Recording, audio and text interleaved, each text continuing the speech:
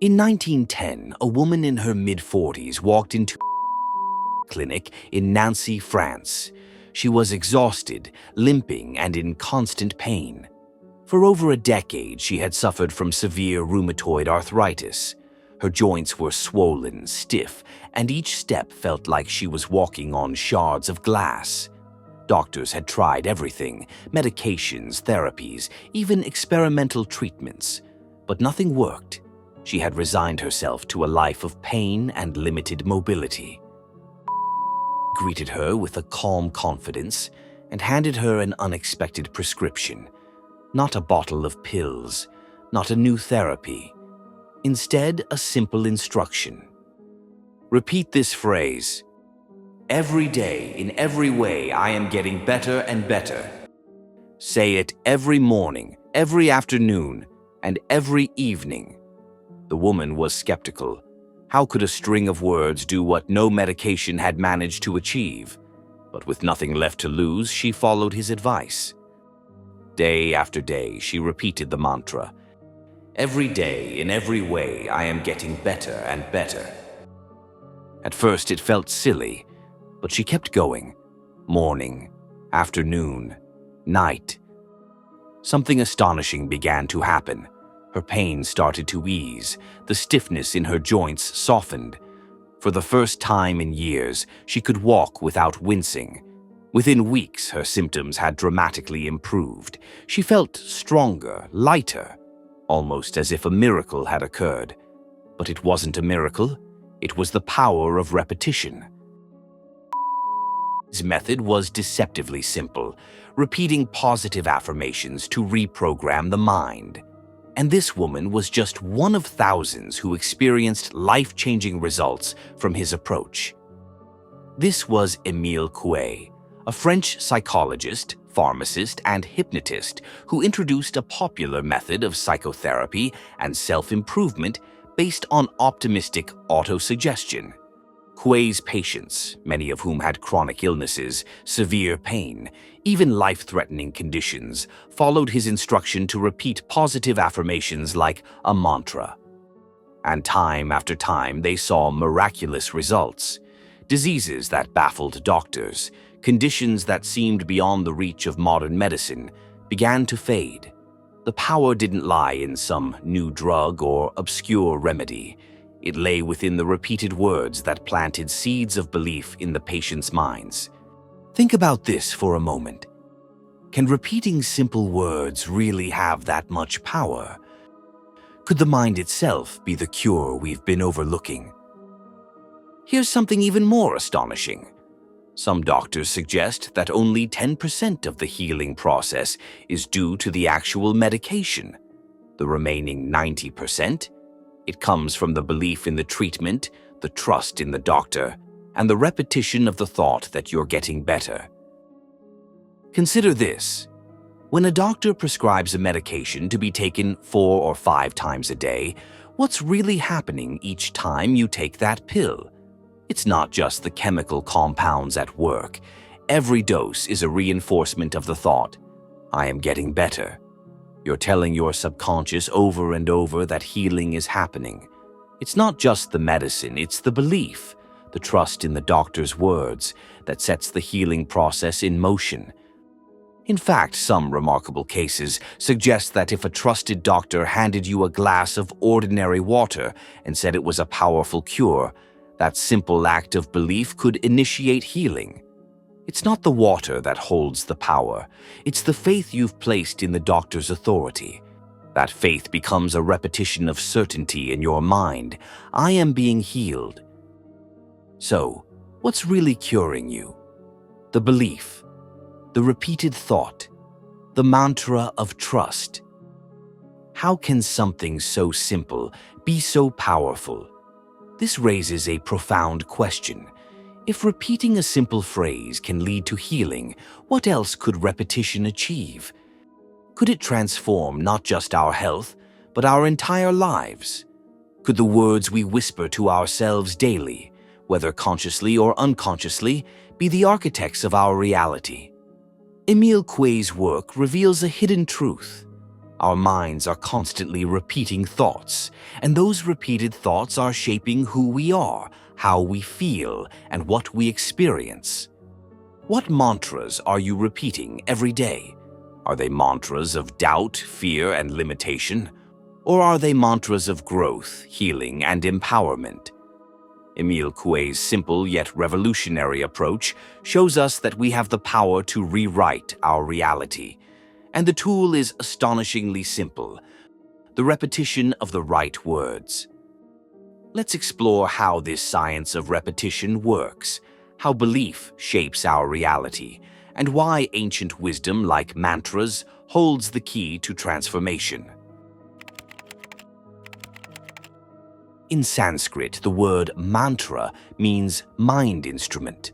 But a mantra is not just a series of sounds or words. It's a tool to shape your consciousness. Osho explained that mantras operate through the science of sound and vibration. Think of it this way: every word you speak carries a specific frequency. When you repeat a mantra, you're not simply making sounds, you're creating a pattern of energy that reverberates through your mind and body. Imagine this. You're holding a tuning fork. When you strike it, it emits a specific frequency, and if another tuning fork is nearby, it will start vibrating at the same frequency. This is called resonance. Mantras work the same way. When you repeat a mantra like Om Shanti Shanti Shanti, which means peace, peace, peace, you're not just saying words. You're aligning your mind to the frequency of peace. Each repetition deepens this alignment, like a drop of water repeatedly carving out a groove in stone. The more you chant it, the more this vibration of peace resonates within you. It starts to replace the noise, the chaos, and the anxiety in your mind with a state of tranquility. Osho reminds us that words are not just symbols, they are living energies. When spoken with intention and repetition, they influence your very being. Every thought you repeat produces energy, and the more you repeat it, the more that energy accumulates. When you repeatedly tell yourself, "I am anxious, I am stressed, I am not good enough," those thoughts generate a negative energy pattern. This pattern embeds itself into your subconscious, and over time, becomes your behavior, your conduct, and your reality. On the other hand, if you choose to repeat thoughts like, "I am calm, I am capable, I am at peace," you generate an entirely different energy.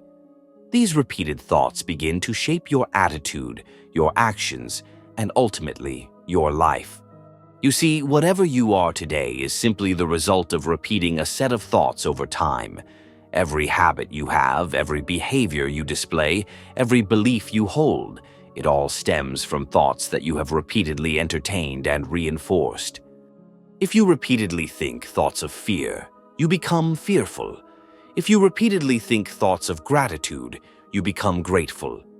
If you repeatedly chant a mantra of peace, you become peaceful. The mantra doesn't just sit in your mind, it shapes your mind. It carves pathways of energy that guide how you think, feel, and act. You can use mantras as conscious tools. They are like tools in your hands. Unlike random unconscious thoughts that flit through your mind, mantras are intentional. You choose them, you focus on them, and you repeat them deliberately. Think of a mantra as a compass for your consciousness. Each repetition reinforces a specific direction. If you choose a mantra for peace, like Om Shanti Shanti Shanti, and you repeat it every day, you are consciously guiding your mind toward peace. It's like planting a seed of tranquility in the soil of your subconscious. With each repetition, you water that seed, helping it grow stronger and deeper. Eventually, the seed blossoms into a state of mind that remains peaceful, even in the face of life's challenges. Osho often spoke about the alchemy of transformation, how something ordinary like sound or thought can be transformed into something extraordinary through repetition and intention. This is the magic of mantras. When you use a mantra with awareness, you are not just speaking, You are creating. You are generating energy that transforms your inner world, and that transformation soon reflects in your outer world. In essence, a mantra repeated with belief and consistency becomes a self-fulfilling prophecy. It doesn't just change how you feel, it changes who you are. Pause here. What thoughts are you repeating every day? What mantras are you carving into the riverbed of your mind? Because whatever you repeat, you become. And with the right mantra, you can become anything. Imagine your mind is like a vast, fertile field. Every thought you plant there is like a seed, but not every seed grows. Some fade away, while others take root and thrive. So what makes certain thoughts grow and flourish? The answer lies in repetition. The more you repeat a thought, the more it embeds itself into the fertile soil of your mind. And when that thought takes root, it becomes a reality. This is the very essence of hypnosis. When people hear the word hypnosis, they often think of swinging pendulums, trance-like states, or people clucking like chickens on a stage. But real hypnosis is far more powerful and far simpler. At its core, hypnosis is about accessing the subconscious mind, that deep, hidden part of you that controls your habits, behaviors, and perceptions. The subconscious mind is like a vast reservoir of potential, but it's governed by patterns and beliefs that have been deeply ingrained over time. Hypnosis works by repeating thoughts or suggestions until they sink into the subconscious, where they begin to shape your reality. Think of the subconscious mind as a riverbed. When a river flows, it carves a path through the ground. Over time, the water follows this path effortlessly, guided by the channel it has created. Similarly, when you repeat a thought, it carves a mental pathway in your mind. The more you repeat it, the deeper and stronger that pathway becomes. Your mind begins to travel that path naturally, just like a river following its stream. Imagine you repeatedly tell yourself, "I am confident, I am capable." At first, it might feel forced or even untrue. But as you keep repeating it, day after day, moment after moment, you carve a pathway of confidence in your mind. Eventually, your mind travels that path automatically. The thought becomes embedded in your subconscious. And suddenly, you're not just saying you're confident, you are confident. One fascinating thing about the subconscious mind is that it doesn't analyze or question what you tell it. It doesn't ask whether a thought is true or false, good or bad. It simply accepts what you repeatedly feed it. If you repeatedly tell yourself, "I am worthless," your subconscious accepts it and shapes your reality accordingly. But if you replace that with, "I am worthy and deserving of success," and you repeat it enough times, your subconscious begins to accept this new belief. This is why hypnosis works so effectively. It bypasses the critical, analytical part of your mind and speaks directly to the subconscious. And once a thought takes hold there, it becomes a powerful driver of your actions and experiences. Émile Coué understood this principle deeply. His method wasn't about putting people into a deep trance. Instead, he gave them simple phrases to repeat, powerful suggestions that, through repetition, rewired their subconscious minds. Hypnosis, at its core, is about creating these mental streaks, pathways that your mind follows effortlessly. Let's revisit the metaphor of the river. If you want to change the flow of the river, you need to carve a new path. Similarly, if you want to change your habits, thoughts, or life circumstances, you need to carve new mental pathways through consistent repetition. Consider this simple practice. Every morning, before you start your day, take a few moments to repeat a positive affirmation, something like, "I am strong and resilient.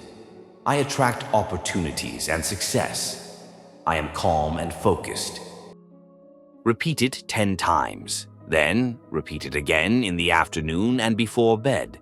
At first, it might feel mechanical, but with each repetition, you're deepening that mental pathway. You're guiding your mind like a river toward a new reality. Hypnosis shows us that change isn't about force, it's about consistency. The thoughts you choose to repeat can either imprison you or set you free. What thoughts are you repeating every day? Are they thoughts that empower you or limit you?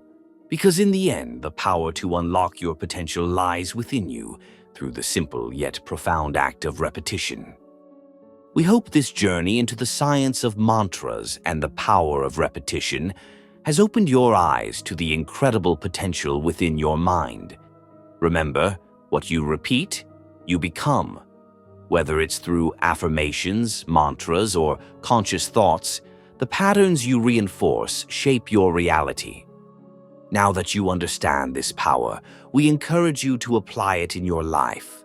Experiment with the mantras that resonate with you and see how they can transform your energy, your thoughts, and your destiny. Thank you so much for giving your valuable time to listen to this. If this video inspired you or taught you something new, please consider subscribing to our channel. And don't forget to share this wisdom with your friends, because knowledge grows when shared. Until next time, keep repeating the thoughts that serve you.